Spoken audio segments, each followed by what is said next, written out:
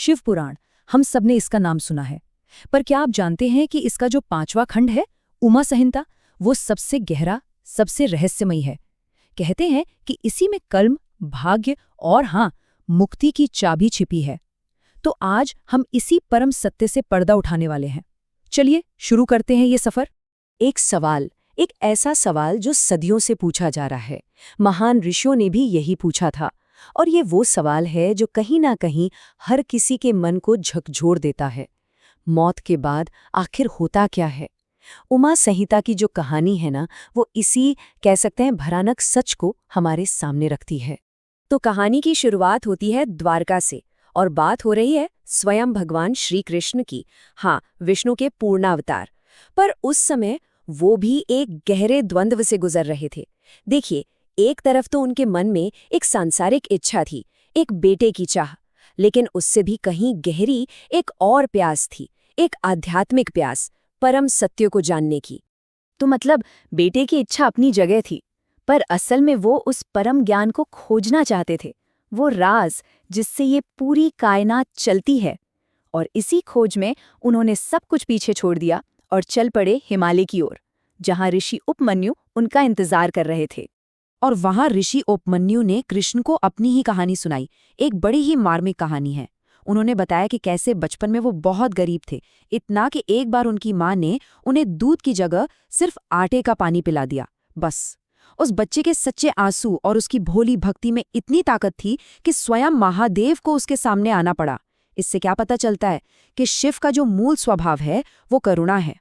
तो बस यहीं से उपमन्यु ने कृष्ण को वो ज्ञान देना शुरू किया जो हर एक जीव की यात्रा को कंट्रोल करता है। और वो ज्ञान है कारण और प्रभाव का नियम, जिसे हम कहते हैं कर्म का विधान।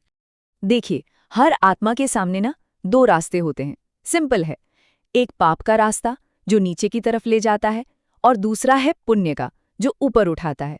और उमा संहिता में इन दोनों रास्तों के बारे में बहुत ही साफ साफ बताया गया है। अच्छा, अब यहाँ एक दिलचस्प बात है। पाप का मतलब सिर्फ कोई बुरा काम करना नहीं होता।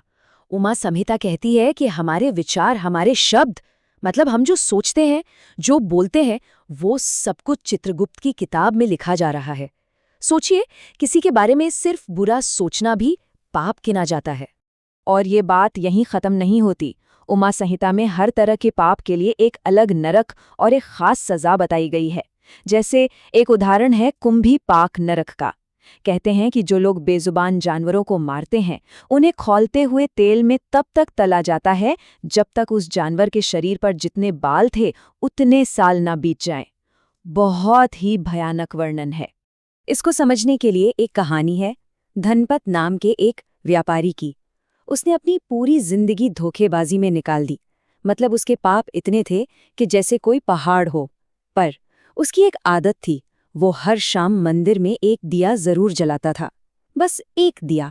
जब उसकी मौत हुई और कर्मों का हिसाब हुआ, तो तराजू के एक पल्ले पर पाप का वो पहाड़ था और दूसरे पर सिर्फ वो एक छोटा सा दिया। और यही कहानी का सबसे कमाल का मोड़ आता है। जैसे ही यमदूत उसे ले जाने के लिए आए, पास के मंदिर से हर हर महादेव की आवाज आई। अब उस व्यापारी ने अनजाने में ही वो नाम सुन लिया, शायद दोहरा भी लिया हो, और बस इतना ही काफी था। यमदूत वहीं रुक गए। ये शिव के नाम की ताकत है। कमाल है ना? चलिए, अब आगे बढ़ते हैं और उस कहानी की बात करते हैं जिसे उमा संहिता का दिल कहा जाता है। ये शिव और शक्ति की वो अमर प्रेम कहानी है जो असल में सिर्फ एक कहानी नहीं, बल्कि चेतना और ऊर्जा के मिलन का प्रतीक है। तो ये कहानी शुरू होती है एक अपमान से। होता ये है कि सती के पिता दक्ष प्रजापति एक बहुत बड़ा यज्ञ रखते हैं। सबको बुलाते हैं सिवाय शिव के। और ये कोई भूल नहीं थी, उन्होंने जानबूझकर शिव को नहीं बुलाया। ये उनके अहंकार से पैदा हुआ एक बहुत बड़ा अपमान था। अब सती अपने पति का ये अपमान बर्दाश्त नहीं कर पाती, अपने ही पिता के घर में। तो वो वहीं उस यज्ञ की आग में अपनी योग शक्ति से अपने शरीर को भस्म कर देती हैं। इस घटना के बाद शिव का जो रौद्र और दुखी रूप सामने आता है, वो अकल्पनीय है। उनका दिल टूट जाता है। उनका दुख इतना ज्यादा था कि वो सती के मृत शरीर को उठाकर पूरे ब्रह्मांड में भटकने लगे। एक तरह से इस वियोग से पूरी सृष्टि का संतुलन ही बिगड़ गया था।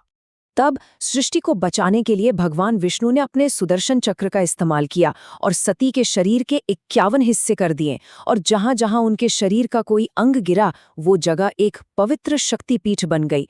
इस तरह देवी की दिव्य ऊर्जा पूरे भारतवर्ष में स्थापित हो गई। लेकिन कहानी यहाँ खत्म नहीं होती। सती फिर से जन्म लेती हैं, इस बार पर्वतराज हिमालय की बेटी पार्वती के रूप में, और शिव को दोबारा पाने के लिए वो इतनी कठोर तपस्या करती हैं, इतनी कठोर कि देवता भी हैरान रह जाते हैं। और आखिर में उनकी तपस्या रंग लाती है। शिव और पार्वती का वो भव्य विवाह होता है, एक ऐसा दिव्य मिलन जिसका जश्न पूरे ब्रह्मांड ने मनाया। और इसी विवाह से सृष्टि में वो संतुलन और वो सामंजस्य वापस लौट आया। तो अब हम पहुंचते हैं उमा संहिता के सबसे गहरे ज्ञान की तरफ, इसके आखिरी हिस्से में। और ये ज्ञान हमें मिलता है शिव और पार्वती के बीच हुई एक बातचीत से, एक संवाद से, जिसमें जीवन का जो सबसे बड़ा मकसद है उसका राज खोला गया है। तो मोक्ष क्या है? देखिए, सबसे ज़रूरी बात यह है कि मोक्ष कोई जगह नहीं है जहां हमें जाना है। ये अवस्था है, एक स्टेट ऑफ बीइंग। ये वो स्थिति है जब मैं, यानी हमारा जो ईगो है, हमारा अहंकार, वो पूरी तरह से मिट जाता है, घुल जाता है। शिव आगे समझाते हैं कि मंजिल तक पहुंचने के रास्ते अलग अलग हो सकते हैं, जैसे ज्ञान का रास्ता, भक्ति का रास्ता, या फिर बिना किसी फल की इच्छा के कर्म करने का रास्ता। ये सब अलग अलग नदियों की तरह दिखते हैं, पर आखिर में ये सारी नदियां सत्य के एक ही समंदर में जाकर मिल जाती हैं। कोई रास्ता छोटा या बड़ा नहीं है। और यही हम जैसे आम इंसानों के लिए एक उम्मीद की किरण है। शिव पार्वती से कहते हैं कि देखो, परम सत्य तक पहुंचने के लिए कोई बहुत गहरे ज्ञान या मुश्किल पूजा पाठ की जरूरत नहीं है। खासकर इस युग में सबसे आसान और सबसे शक्तिशाली रास्ता है ईश्वर के नाम का जाप। ओम नमः शिवाय, ये जो पवित्र पंचाक्षर मंत्र है ना, ये असल में पूरे ब्रह्मांड का सार है। न मतलब पृथ्वी, म मतलब जल, शी मतलब अग्नि, वा है वायु, और यह है आकाश। तो ये सिर्फ एक मंत्र नहीं है, ये उस दिव्य चेतना से एक डायरेक्ट कनेक्शन है, एक सीधा संबंध जिसे कोई भी कहीं भी कभी भी बना सकता है। तो उमा संहिता हमें आखिर में एक बहुत गहरे सवाल के साथ छोड़ जाती है। अगर ये जो हमारा मैं का भाव है, हमारा अहंकार, अगर यही वो पर्दा है जो हमें सच देखने से रोक रहा है, तो जरा सोचिए, जब ये पर्दा पूरी तरह से उड़ जाएगा तो पीछे क्या बचेगा, क्या शेष रहेगा?